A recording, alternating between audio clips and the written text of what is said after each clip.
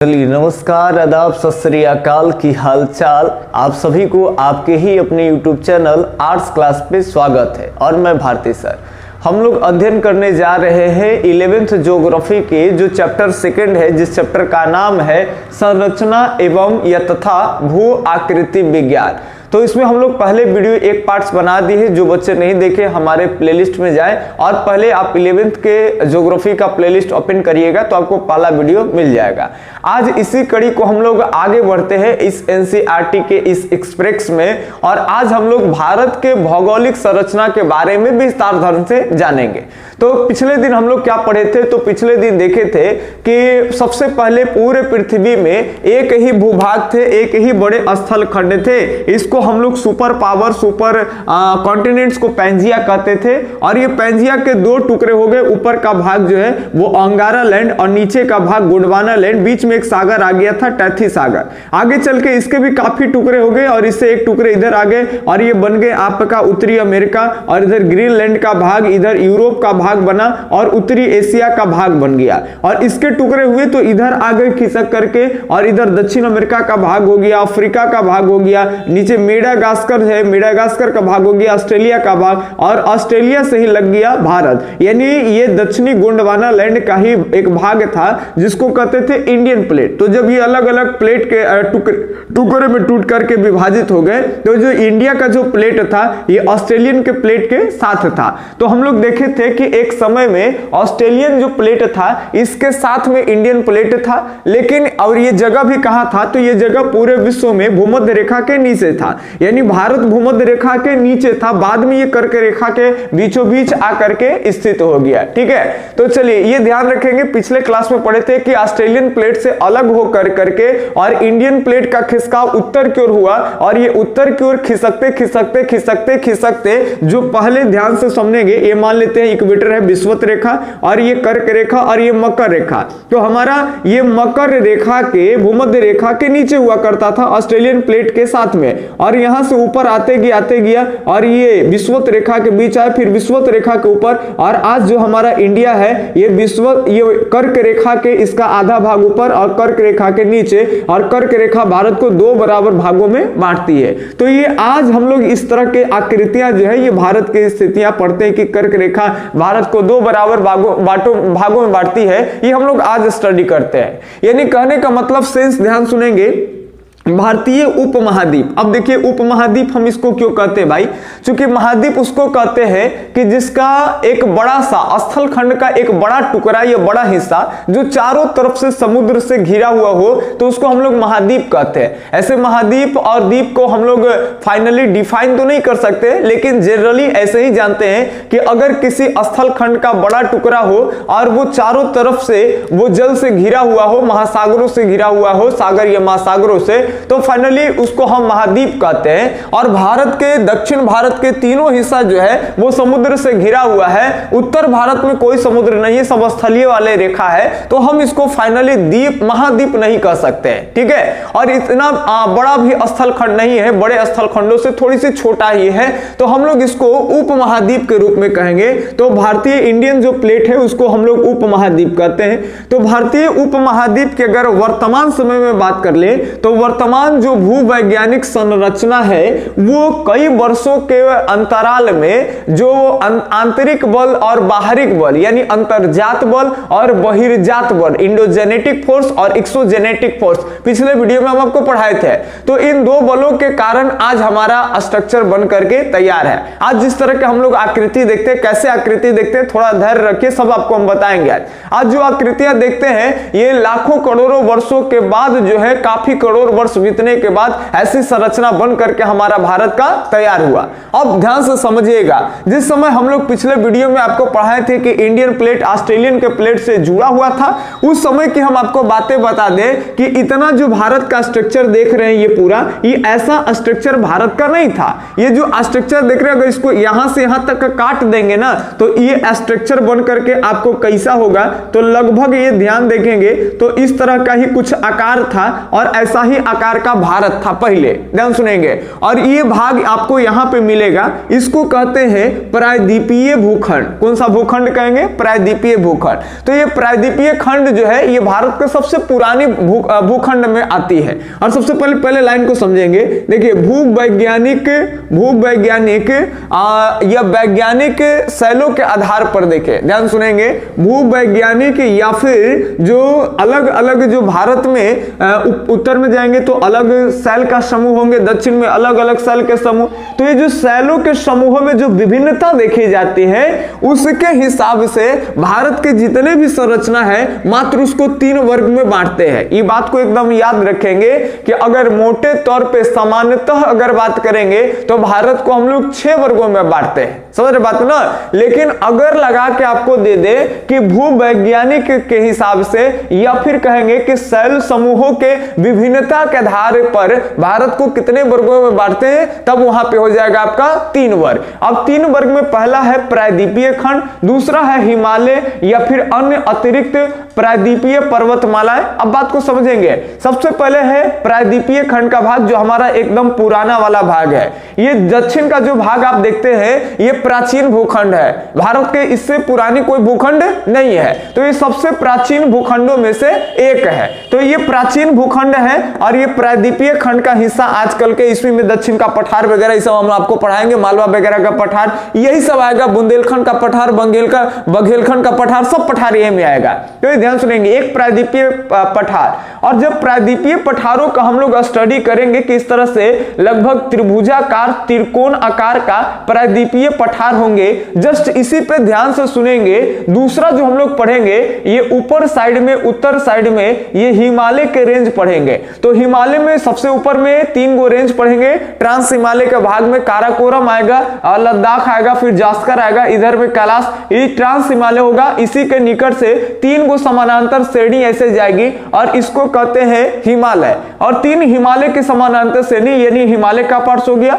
अब ये हिमालय देखिए, और अन्य यहां पे बात को समझिएगा, ये तो हिमालय हो गए उत्तर का विशाल हिमालय, साथ ही साथ करें अन्य अतिरिक्त प्रायद्वीपीय पर्वतमालाएं। अब ये प्रायद्वीपीय भाग ये है और इसके कुछ पर्वतमालाएं हैं जो इसी के अवशेष माने जाते हैं। जैसे गुजरात से देखेंगे क्या कि गुजरात के कच्छ प्रदेशों से एक पर्वतमालाएं ऐसे राजस्थान होते हुए हरियाणा के दिल्ली तक जाएगी और इस पर्वतमालाएं को, इस पहाड़ियों को अरावली की पहाड़ी कहते हैं। और ये अरावली की जो पहाड़ी है, ये अरावली की जो पहाड़ी है, ये याद रखेंगे प्राचीन काल के विशाल ये जो प्रायद्वीपीय खंड है ये प्रायद्वीपीय खंड का हिस्सा है, इसीलिए हम इस पर्वतमालाएं को कहते हैं प्रायद्वीपीय पर्वतमालाएं। आपको समझ में आ रहा है? चलिए आगे याद रखेंगे, तीसरा जो हमारा भूखंड है वो सिंधु, गंगा और ब्रह्मपुत्र का मैदान। अब ये जो बेल्ट बीच में जो भाग रह गया ना, ये बेल्ट याद रखेंगे, ये बेल्ट किसका है? तो सिंधु, गंगा और ब्रह्मपुत्र का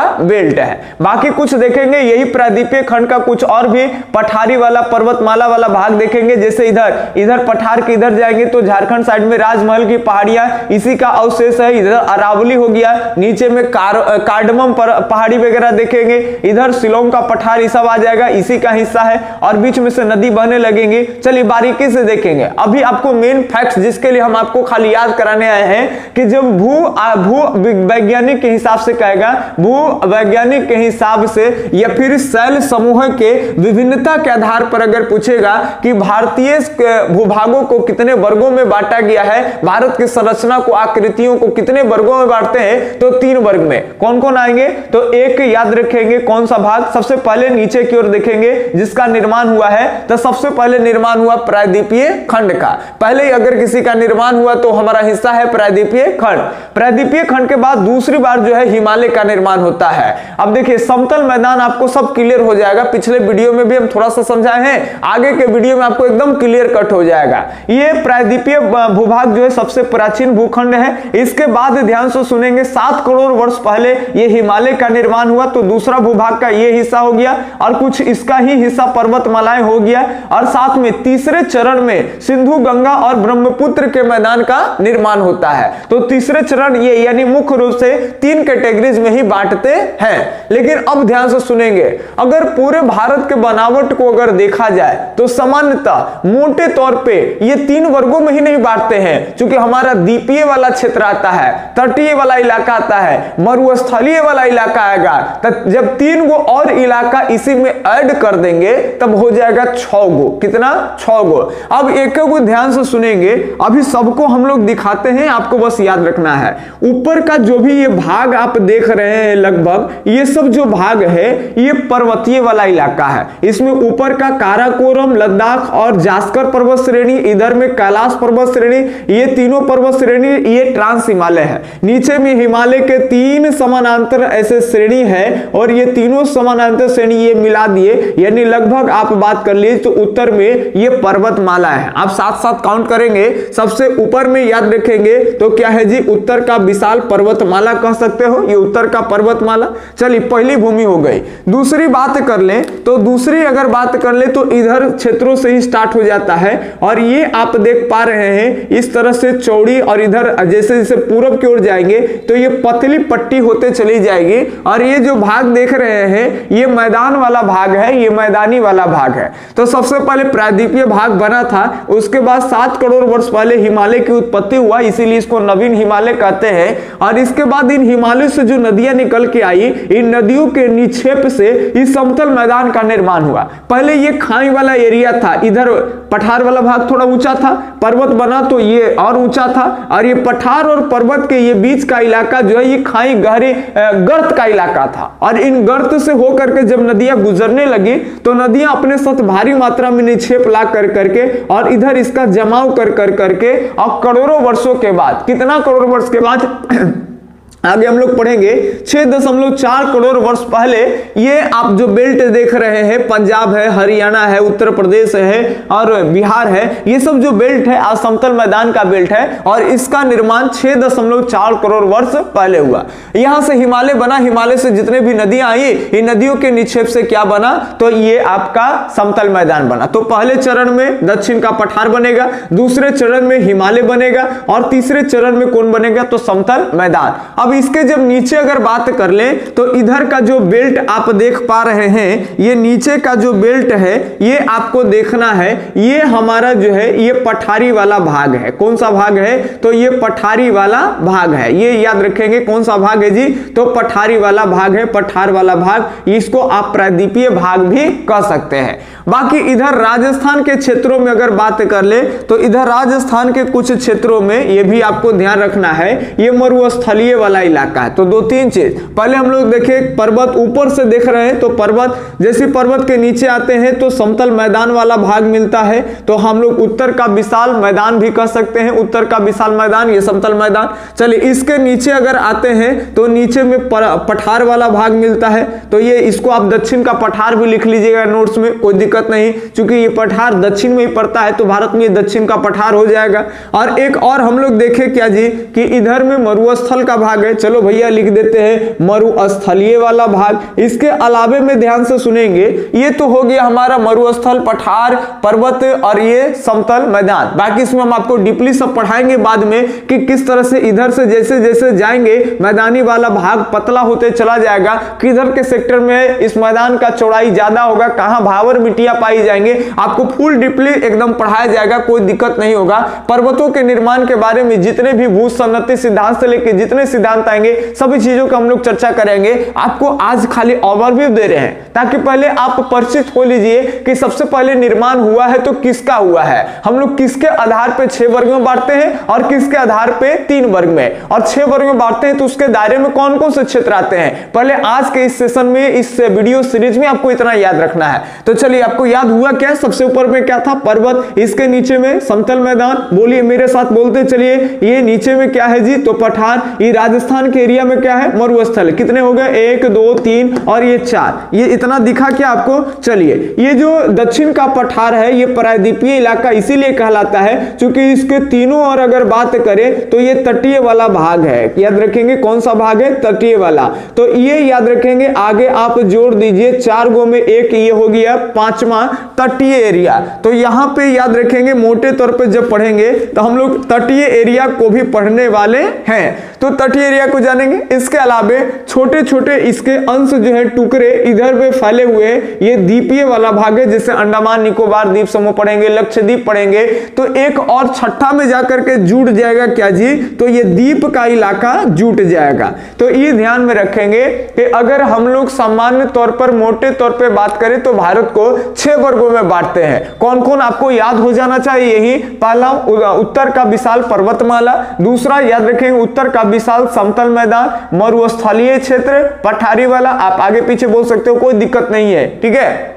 दक्षिण का पठार, और पठार जो तीनों ओर से समुद्र के किनारे तटीय वाला एरिया से घिरा हुआ है, ठीक है। ये याद रखेंगे, इसको कहते हैं तटीय एरिया। तो फिर हम लोग 5वां पढ़ेंगे तटीय क्षेत्र, और एक पढ़ेंगे हम लोग द्वीप के बारे में। कोई दिक्कत, तो ये हम लोग 6 वर्ग में जान गए। लेकिन अगर कहा जाए कि भूवैज्ञानिक के हिसाब से ये शैल समूहों के विभिन्नता के हिसाब से अगर भारतीय संरचना को कितने वर्गों में बांटा जा सकता है, तो भूवैज्ञानिक लोग जो है इसको 3 वर्गों में बांटे हैं। तो कौन कौन, तो एक पहले जो निर्माण हुआ, तो पहले किसका निर्माण हुआ आप सोच करके बोलिए। तो पहले दक्षिण के पठारी वाले भागों का निर्माण हुआ है, प्रायद्वीपीय एरिया, बहुत पुराना एरिया, प्राचीन है, तो पहला वो हो गया। उसके बाद दूसरा क्या निर्माण हुआ, तो हमारा पर्वत वाला भाग का निर्माण हुआ, यानी उत्तर का विशाल हिमालय वगैरह बना, उत्तर का विशाल पर्वत कह सकते हैं, ठीक है। तो दूसरा, और फिर ये दक्षिण में पठार, ऊपर में हिमालय, और बीच में गर्त वाला एरिया में क्या हुआ, तो हिमालय से नदियां बह करके आई और दक्षिण में निक्षेप ला करके जमाव कर दी, और यहाँ पे काफी सारे मिट्टियों का निर्माण हो गया।